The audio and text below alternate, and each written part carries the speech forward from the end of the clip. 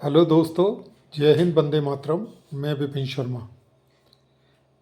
आज हम बात करेंगे ईरान इजराइल युद्ध की कि इस युद्ध में अगर इजराइल घुटने टेक देता है तो परिणाम क्या होगा।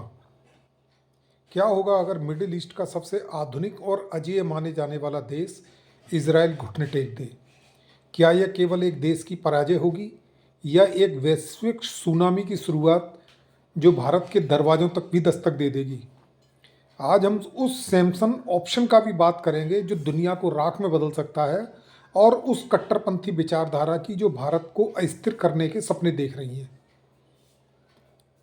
सैमसन ऑप्शन क्या होता है? सर्वनाश की एक धार्मिक रणनीति। इजराइल के अस्तित्व को मिटाने की बातें दशकों से होती आ रही हैं, लेकिन सामरिक हकीकत बहुत खौफनाक है।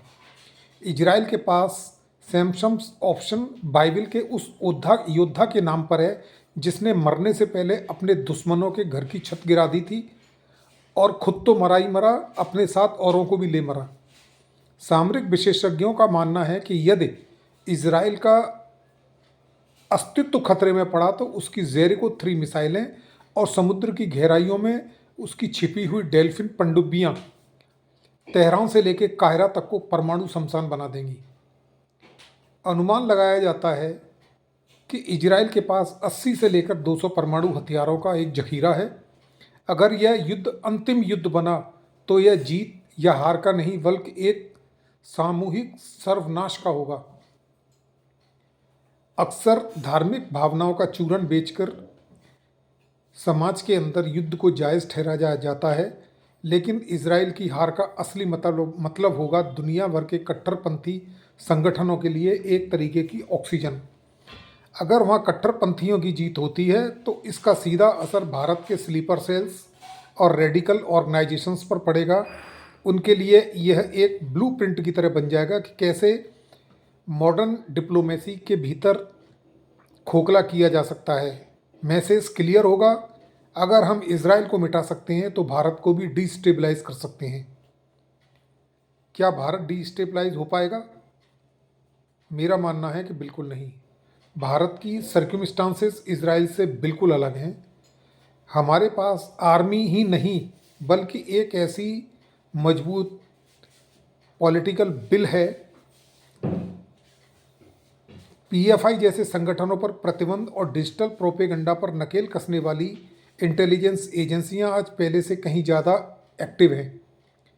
लेकिन रियल डेंजर हथियारों का नहीं बल्कि इंफॉर्मेशन वॉर का है।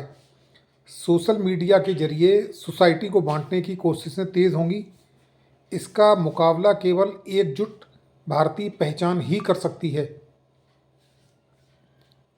क्या अमेरिका कभी इजराइल को हारने देगा?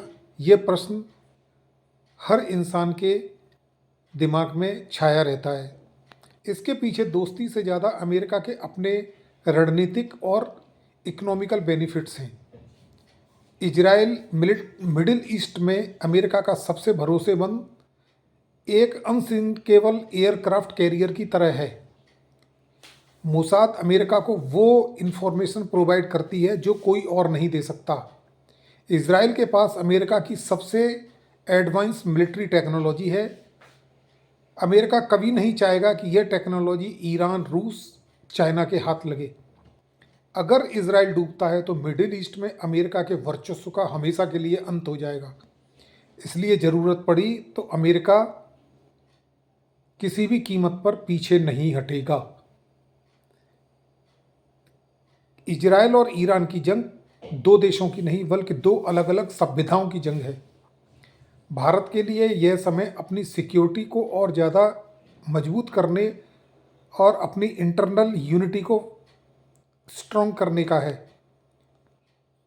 इतिहास गवाह है कि दुनिया के बदलते नक्शों के बीच वही बचते हैं जो अपनी ज़मीन और अपनी पहचान के प्रति अडिग होते हैं। ये वीडियो आपको कैसा लगा हमें कमेंट्स में बताएं। अपना आशीर्वाद बनाए रखें। इस वीडियो को लाइक करें और शेयर करें। जय मां भारती।